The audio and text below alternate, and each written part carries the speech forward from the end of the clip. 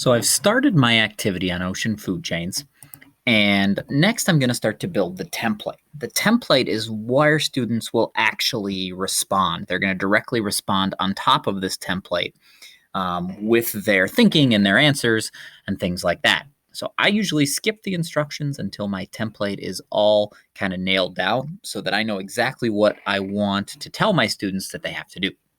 So I'm going to click on Add Template for Student Response.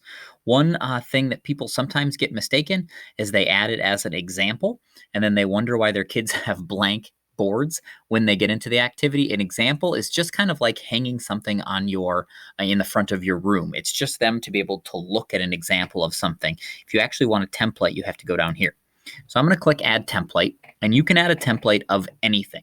You can add photos that they can draw over the top of. You can use the drawing tool. You could add a video. You could add a note. I actually created a background in Google Slides. Now, there's another video in this training module that shows you how to do that. So I'm going to use that photo, or I'm going to use that background, which will kind of dump it into a drawing tool for me, and I can do some cool things with. So I'm going to go to Upload.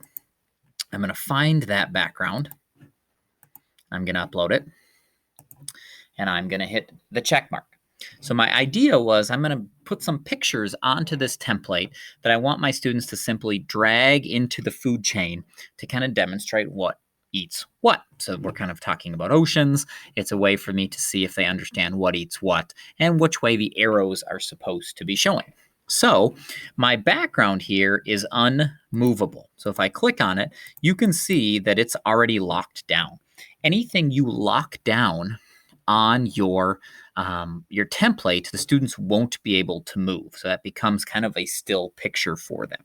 Now, you notice that I did not put my animals on here yet because those are things that I want them to be able to move. This whole back, the circle, the ocean, the text, I don't want them to move. But now I want them to be able to move the three kind of animals that I select. Now, I know there's a lot more than 3 steps in a food chain, but this is what I'm going with. So what I'm going to do next is add the pictures. I've already downloaded one for a shark and a tuna fish. Now I'm downloading one for a mackerel. So I'm going to go to Google. I like to make sure I go to Tools, make sure there are pictures that I can use underneath Tools. When you do a Google image search, you get this option for label for reuse. These are pictures that are free to use that I can actually use. So I found a good picture of a mackerel. I'm going to save that image. I've already saved one the same way of a tuna and a shark. Save that image because I know I'm going to want to pull it later. Now I go back to Seesaw. I'm going to go to Picture. I'm going to go to Upload. And I'm going to select those 3 pictures that I want to upload. Seesaw, we'll put them in there. It spins. I did 3 pictures at once. It'll take a little bit longer if I do that. There is my mackerel, there's my shark, and there's my tuna. So now you can see I can slide these. I can resize them. I want to kind of make sure that they're a good enough size to be able to get into my different circles, because my idea is that they will move these into the circles. All right. I also kind of want to mix up their order. All right. So I got my 3 pictures. I've got them there. I might make the tuna fish a little bit smaller.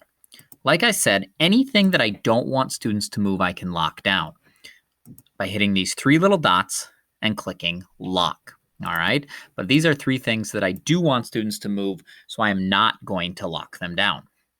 All right. So I've got my 3 images. I got my background that's ready to go. I think that I am ready. All right. So I'm going to hit the check mark. And my template is ready to go. You can see it down there. So when students go to this activity, they will simply open that up, drag those 3 different symbols in there. There's 3 different images, and you will get a wonderful little activity on food chains.